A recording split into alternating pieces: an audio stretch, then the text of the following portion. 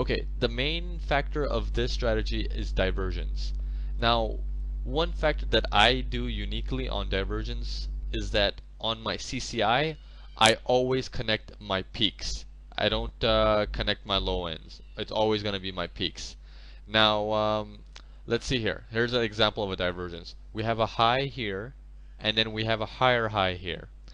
But on our CCI, we have a high here and then a lower high. So you can see that right there is a divergence. The market is saying something different from what the indicator is saying. And that is a sign of a reversal. Okay, but here's how to even filter it out a little bit better on how you can make it work. In an uptrend on the price, always connect your bottoms. In a downtrend in the price, always connect your tops.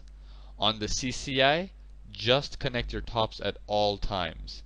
Okay, now let me show you how this strategy works. Okay, we're in a clear uptrend here, right? Okay, we went high here, the market went high, market came down, so did this thing, it came down. And then at this level here, where you see this big blue stick right here, what did the market do? It crossed above our level here.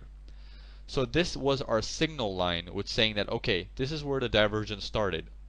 What we're going to do now is wait for a bounce. What a bounce means is that since it went up over here, we're going to wait for the next bar to be below the highest of this bar. So you can see when this blue bar opened up, it was lower than this one. Okay, once you get this signal indication, I'm going to put a line right there. Once you get this indication, that means start connecting your lows or your highs. Okay, so since we were in an uptrend, we're going to connect our lows.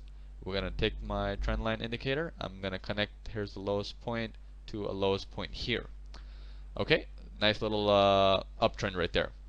How do we take this entry? Once it breaks through the trend line, at the close of the candle and the opening of the next candle, you would open a short right here. And it would go on for so forth. Now, where would you put your stops? Since this is a medium size uptrend, I would put my stops couple candles back, which would be this one and this one back on the high of this candle.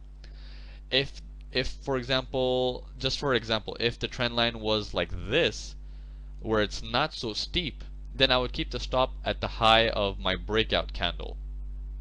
Okay, and if the candle is very steep, it's something like this, then I would keep my stop on the highest possible swing high, the closest to the trend line, the swing high.